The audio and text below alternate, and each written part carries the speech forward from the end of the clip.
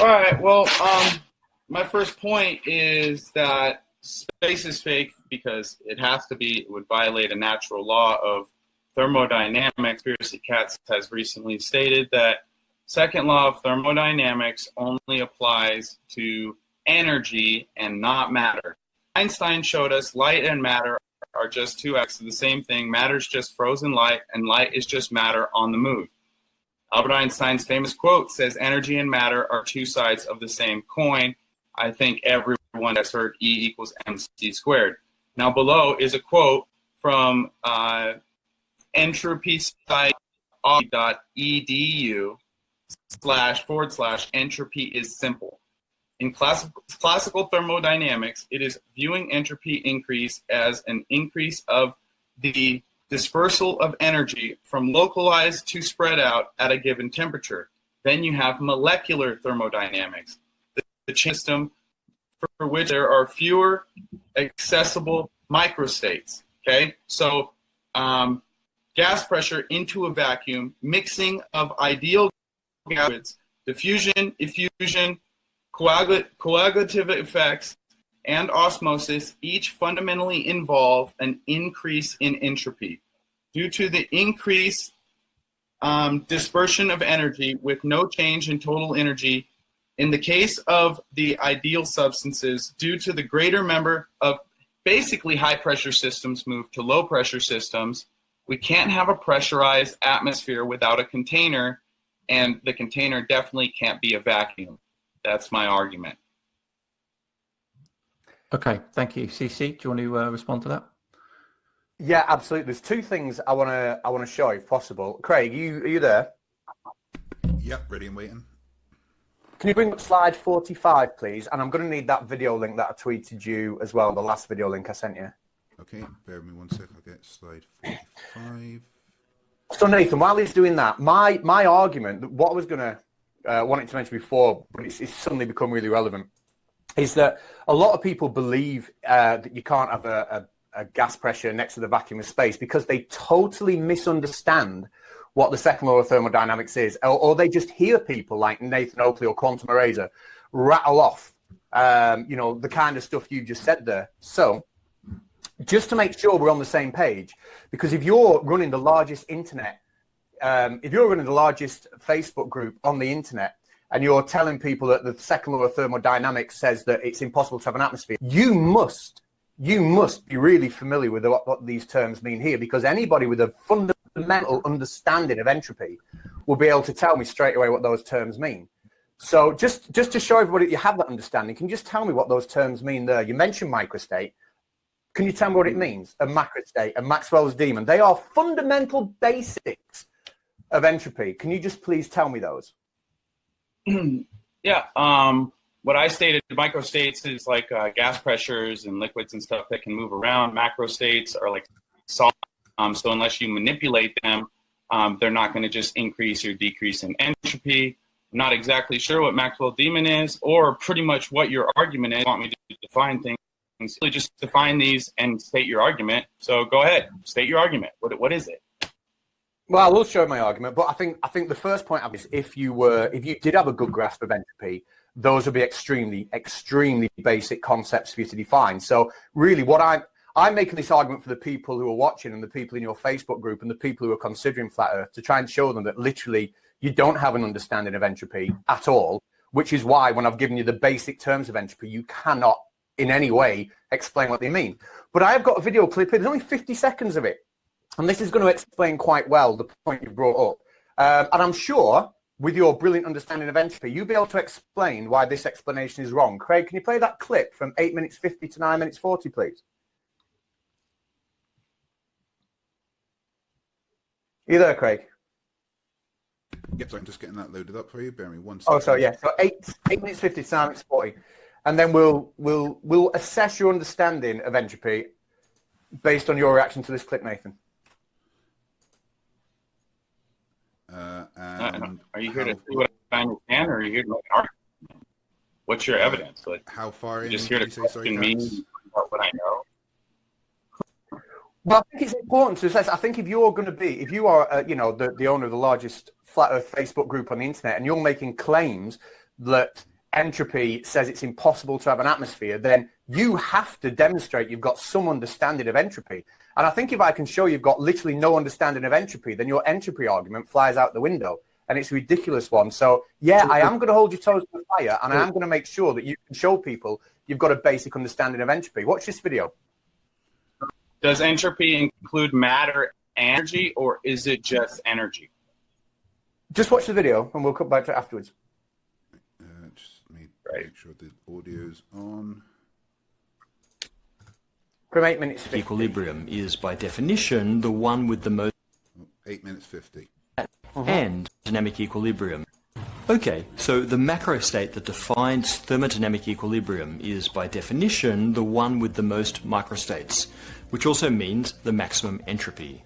Any system not in equilibrium must increase in entropy simply because at any future time, its current microstate will most likely be one of the more common types of microstate. This is assuming you don't force the system from the outside. It's possible to take each glowstone and place it on a particular spot to construct a special microstate, or to use a vacuum pump and a glass wall to move all of the air to one side of the room. In both cases, you're reducing the number of accessible microstates, which by definition must reduce entropy. But to do so, you must introduce an external source of energy. Heat must flow between your system and the outside universe in a way that increases the entropy of the universe as a whole. Right, Nathan. Now, I'll explain to you in a minute why that explanation, the proper explanation of the second law of thermodynamics, does not defy an atmosphere. But can you tell me what he said there that you interpret to mean there can... Because it was your point. You said there can't be an atmosphere, and you said it was due to the second law of thermodynamics and entropy. So you show me you understand it by telling me what he's wrong about there. Can you understand what he's just said? Okay. Just to be clear, they didn't say there can't be an atmosphere. It's an atmosphere, so there most definitely can be an atmosphere. My argument was that there can't be space. A vacuum of space, 10 to the negative 17 torr vacuum of space, resting next to our pressurized atmosphere, because the necessary antecedent for gas pressure container. Without the gas in the container, you have no gas pressure. Without the container, you also have no gas pressure. So when that guy was saying that you can apply an external energy or force and remove all the air particles from the vacuum, well, what's interesting about that is we can't recreate a 10 to the negative 17 vacuum of space. The Sandusky Research Center is about half that strong. And they have 8 feet thick of concrete and aluminum walls to separate. I will agree the atmosphere is more dense here at sea level than you go up, but then you just kick the can upwards by saying, there's less pressure up there because there's still pressure. You can weigh the pressure up there, and as I said before, and I'll end with this, the necessary antecedent for gas pressure are gas molecules and a container.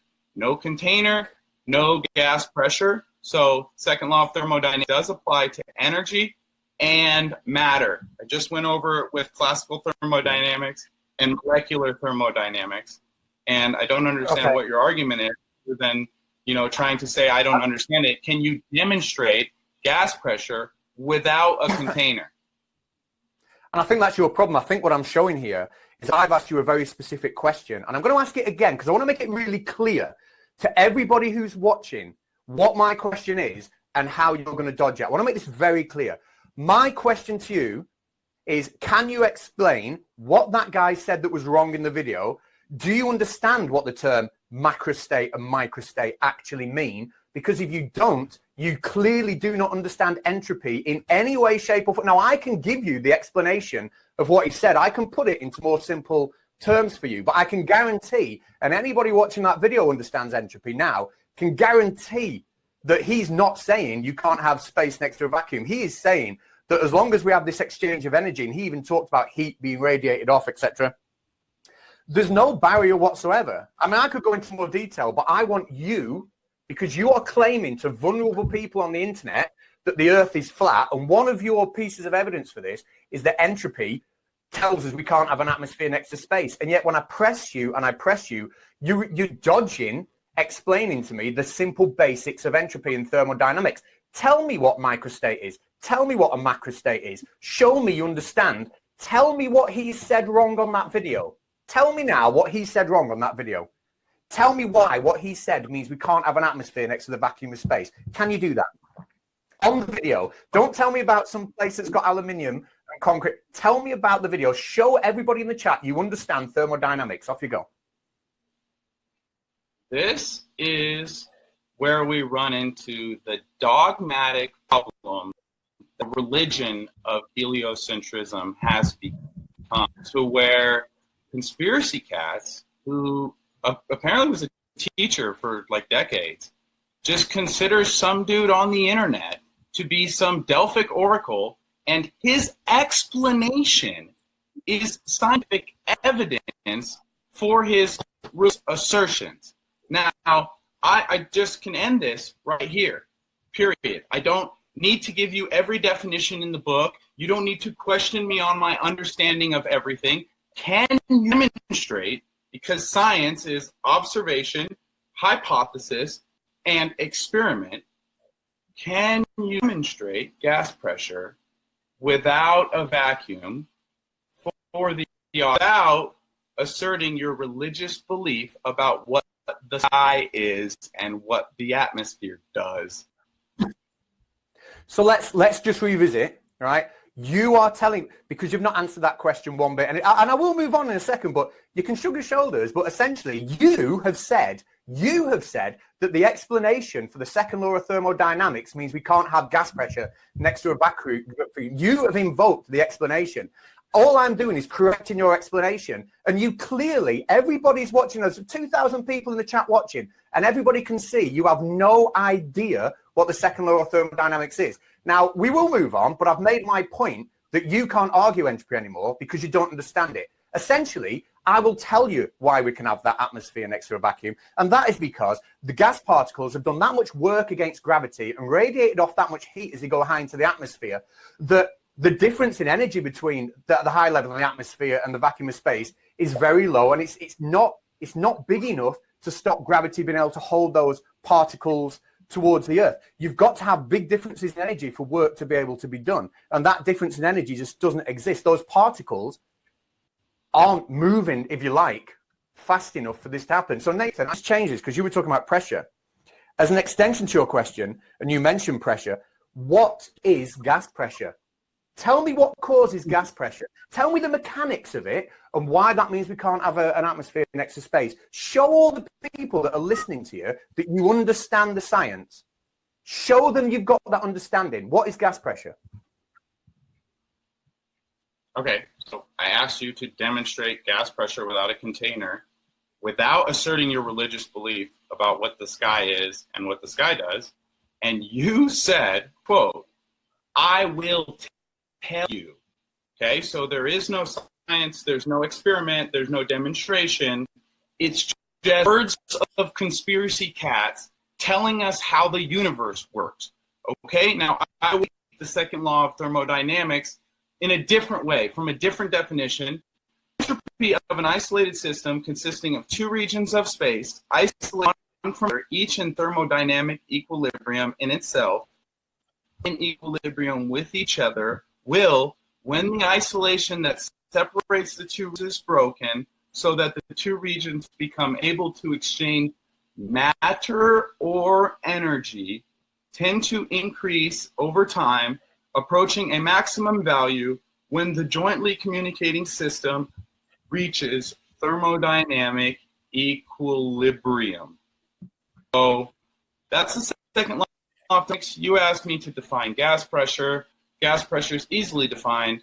Gas molecules pressing against the walls of the necessary antecedent, a container. I asked you to demonstrate gas pressure without a container, without asserting your religious belief about the sky vacuum, and you literally just said, I will tell you about the sky vacuum, and then started telling me. So I'm going to ask one more time before we go on to the next point.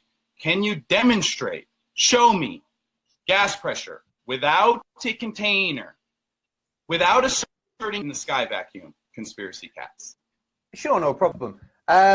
But I do want to highlight before we do that you didn't even explain the simplicity of what gas pressure is. When you talk about gas pressing on something, just because the word press features in the word pressure doesn't mean that's the answer. What happens is the gas particles collide off a surface, and we have a change of momentum when they collide off a surface. And we know that force is the rate of change of momentum. Now, what happens with the atmosphere is as we go higher, and I can prove this to you, unless you're willing to concede, we have a pressure gradient. Are you willing to concede that?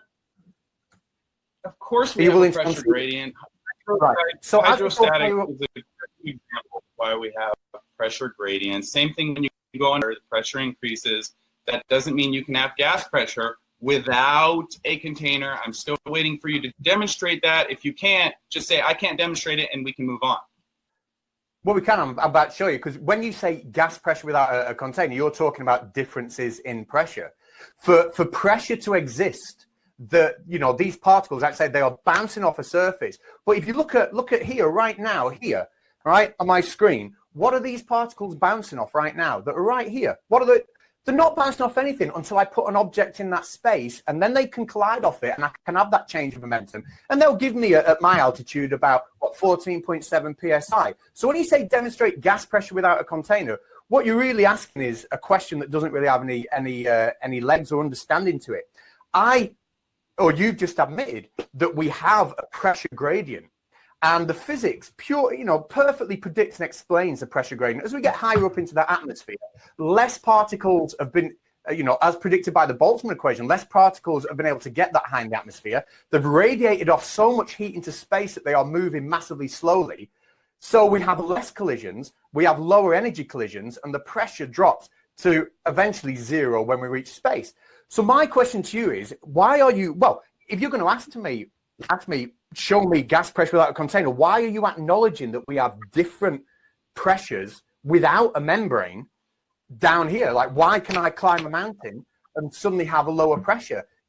You can't ignore that question, especially when you've already shown. Let's show everybody what you've already shown. You've already shown that you've got no understanding of entropy. You've already shown you've got no understanding of thermodynamics. You've already shown that you can't explain what causes gas pressure. So you've not started off on a good foot. So why don't you redeem that and tell everybody why we can have these two differences in pressure without a membrane within the atmosphere? Explain. But I want an explanation, because so far I've had nothing from you but comments that lack any kind of scientific reasoning whatsoever. Give me that explanation. I'm holding your toes to the fire. Everybody's waiting. Off we go, buddy.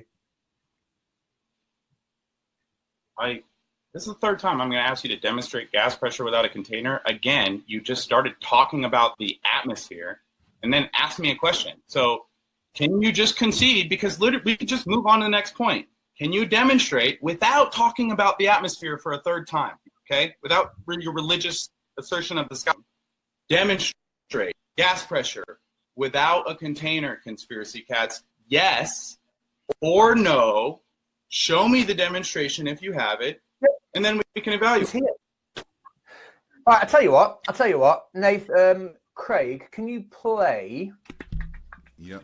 We'll get something on, because I think clearly, the people in the chat can see what's going on. Nathan's going to ask the same question, and he's ignoring that we don't need a barrier. And that would be my first answer. There's a pressure difference between here and higher altitude, but it's not a question he's willing to answer. So where's my Mythbusters clip? I already answered that question in my argument. I already answered that question in my argument, conspiracy cats. I said, well, the people in the chat can decide whether you did or didn't. And I think I know what guys, I'm just going to butt in here. There's a YouTube problem across the site.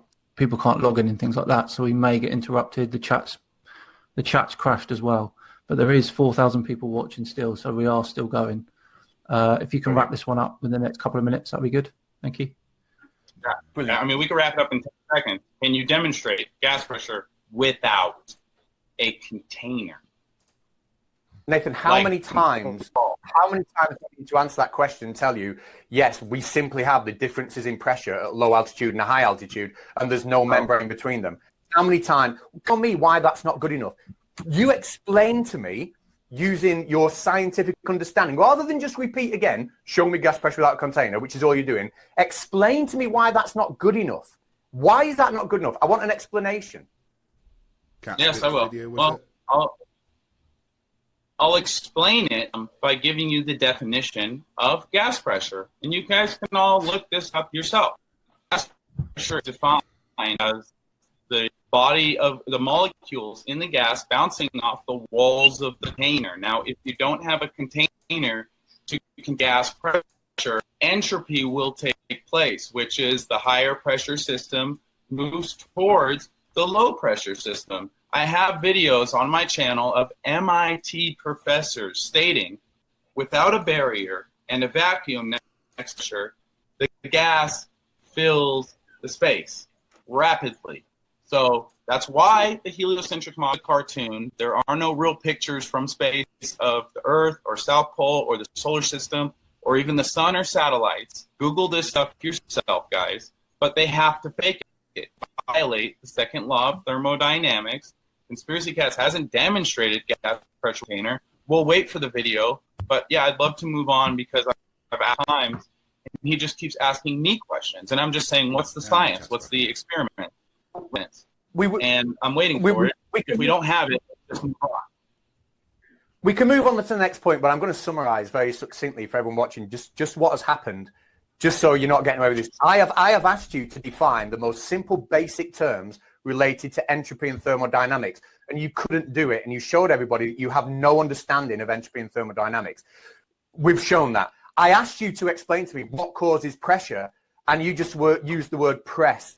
You couldn't explain to me what causes pressure, and yet you're using the arguments of thermodynamics and entropy to defy the fact that we can have an atmosphere for some reason. But you have literally such a weak understanding of the concepts, you can't even express basic terms. I've asked you to explain microstates and macrostates and Maxwell's demon. You've got no idea, absolutely no idea. I've asked you to explain specifically why having two different gas pressures next to each other, and I'll tell you what, there's a bigger pressure difference down here at 14.7 psi than there is at the top of the atmosphere, than between the top of the atmosphere and the vacuum of space. So if we don't need a membrane between here and the top of the atmosphere, why do we need a membrane between the top of the atmosphere and the vacuum of space? And I've asked you to explain that, but you've got no understanding. All you're doing is you've set your boat to the same troll boat that Nathan Oakley and Quantum Razor do, and you're repeating the same questions over and over. When you've been asked about a definition of something, you've had to Google it and read it without any understanding. So we'll move on from gas pressure, but let all the people in the chat see that you literally had no idea what you were talking about, and you've literally just repeated yourself over and over and read definitions off the screen. So I'm happy to move on because my aim is to show people that you have no understanding, and I've done that. It's not to convince you.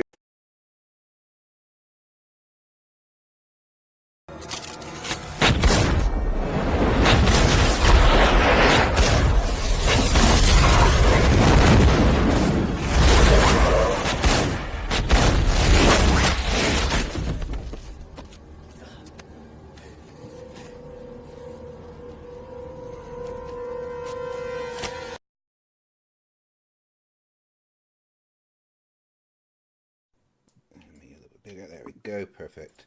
All right, Nathan, thank you for joining. How'd you feel after your debate with Katz yesterday? I feel great. How do you think he did? I thought he did very well. I thought he gave a lot of very good evidences for the globe.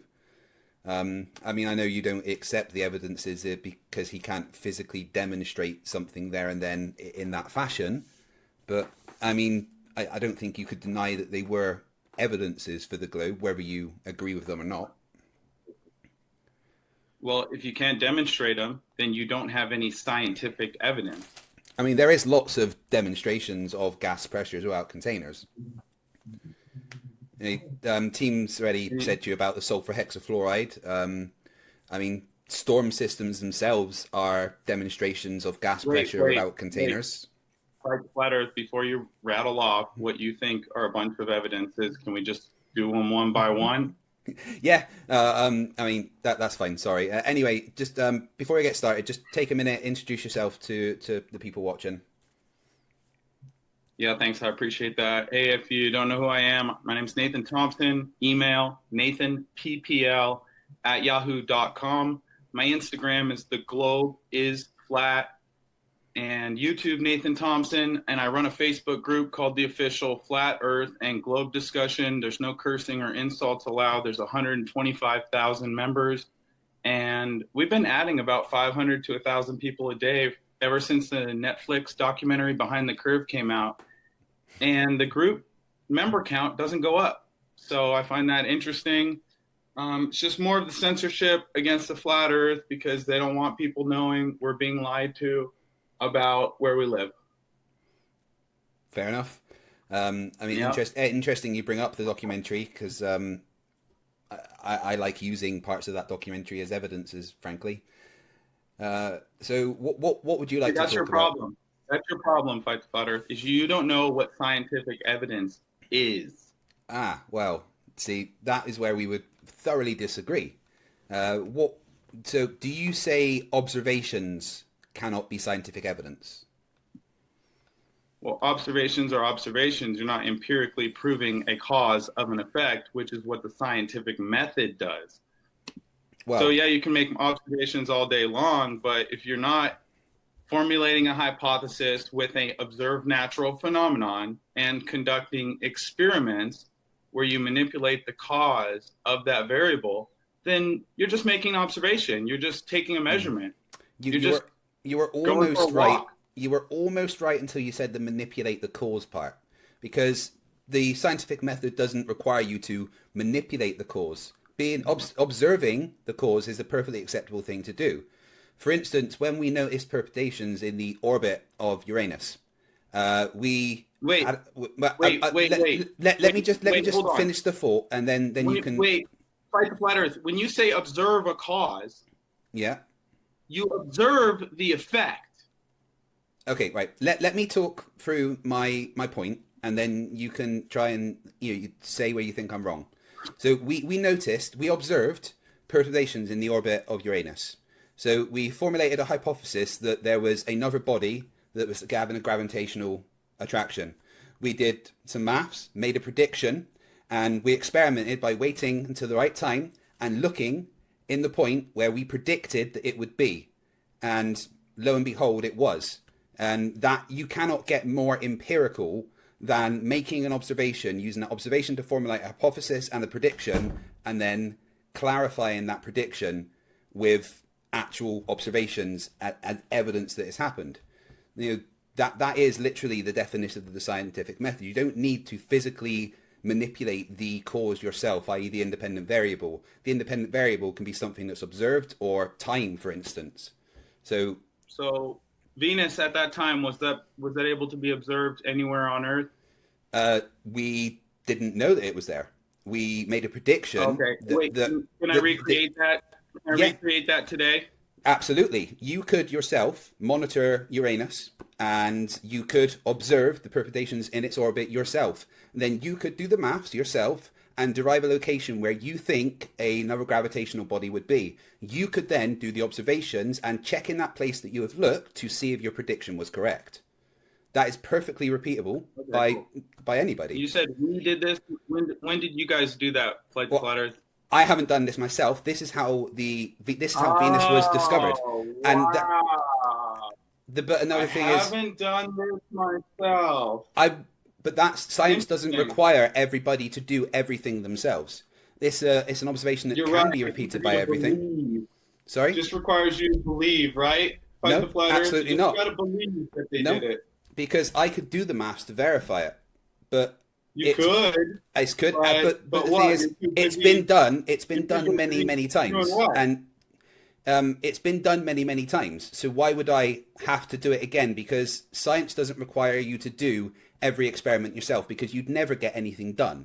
You don't have to physically do every experiment yourself. If you want to verify it, that's absolutely fine. You can go and do it. Nathan, if you wanted to disprove that hypothesis, then you could do the experiment yourself and prove that it's not where we said it would be. It's perfectly acceptable for everybody. That Venus, a light in the sky, is a light in the sky. Cool. What does that do for your argument about the shape of the Earth being a spinning, tilted lava ball orbiting around the sun and blasting through an infinite vacuum of space, which violates the second law of thermodynamics. Well, it doesn't violate the second law of thermodynamics at all, because entropy is a thing, and entropy works just fine when gravity's included. And we know gravity is... Can you demonstrate gas pressure without a container? Yes, absolutely. How do you think an airplane gets off the ground? So you're telling me an airplane is a demonstration of gas pressure without a container? Absolutely. How does an airplane generate lift? Well, in this example, where's the gas pressure? The gas pressure is underneath the wings. Okay, well, that's all contained. No, well, the bottom of it isn't contained. There's just one thing there. Yeah, the gas pressure is definitely contained. We have a container above the atmosphere. So without asserting your religious belief about the sky being a vacuum, could you demonstrate somewhere here on Earth a ball with gas pressure conforming to it? Oh, you've just moved the goalpost nicely there. Well, because what you're doing there is asking for something that you know is not possible within our model. Because if I had a ball here, for instance, this little globe that I've got, okay, right? Now, listen, let me explain. You want me to show you gas pressure around this ball, right? That's what you want me to do right now, yeah? No. Show me any gas pressure anywhere without a container. I just did. An airplane creates lift by having gas pressure without a container. A storm system is gas pressure without a container. Wait. What I'm saying, Fight the Flat Earth, and listen very carefully, is that the gas pressure in the atmosphere is contained. Yes. So without trying to use the atmosphere as your example of gas pressure without... Well, yeah, because the airplane flies in the atmosphere. So you're using the atmosphere and saying, look, the atmosphere doesn't have a container. And I'm saying... The atmosphere is gas, and I can demonstrate that gas can have pressure without a container in different places. I just did by describing, two things there that are gas pressure without a container. But if you want something else, gas pressure without a container, right? I could fill up this cup, right, with sulfur hexafluoride, and it would have... Is the cup a container?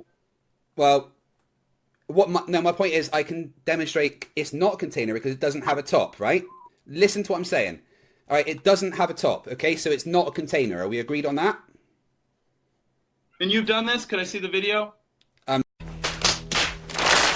I see that there's the red shill is in the side chat. Dude, that red fucking shill. Article. Oh, that article. I made website. Yeah, so okay, this happened, guys. So let me do some channel updates and some update type stuff real quick. Okay, so first off, we have the whenever I was in Godless Engineers chat last night, Nathan Thompson was in there, and so I went ahead and I knew what I was doing. I baited him, right? I said, "Hey, you figured out how to explain that sulfur hexafluoride yet?" Because he knows what I'm talking about. It's an observation. For those of you that don't know, sulfur hexafluoride sits right next to the atmosphere without any container, and it's completely two separate pressures. It's everything that a flat earther says is impossible. But then you ask someone like Nathan Thompson, and he goes, "Oh, that's not a natural observation." Well, so I baited him. I knew he was going to say that, so I typed a message. Or the first thing I did was like... I typed the sulfur hexafluoride message, and then I typed a message that said something like, he said, or I said, "Hey, have you seen that badass website about you going around?" And he goes, "Yeah, it's all fake." And I was like, "Even that part where you're on camera crying about your girlfriend, is that one fucking fake too?" And then he didn't say anything, but.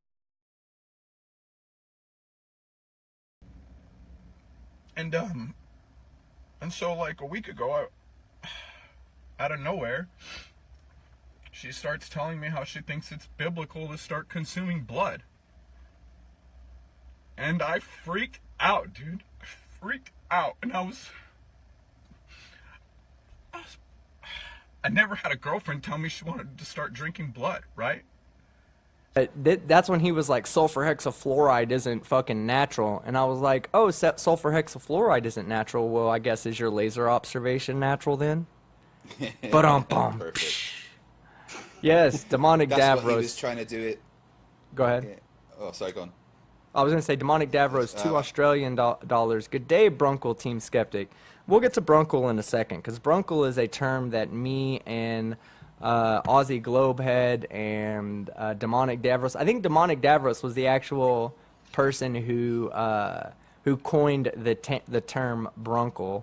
But yeah, no, hey, Red Shill, permission granted to mirror anything you need of mine to ensure that you make that dipshit and any other dipshit. Hey, if you want to go make yourself a Daniel Pratt website, I'd be more than happy to help contribute to that as well. Yeah, Clifford Reynolds, he says, Nathan Thompson's website is my new homepage. Yes, me too. Yeah. That's so awesome, man.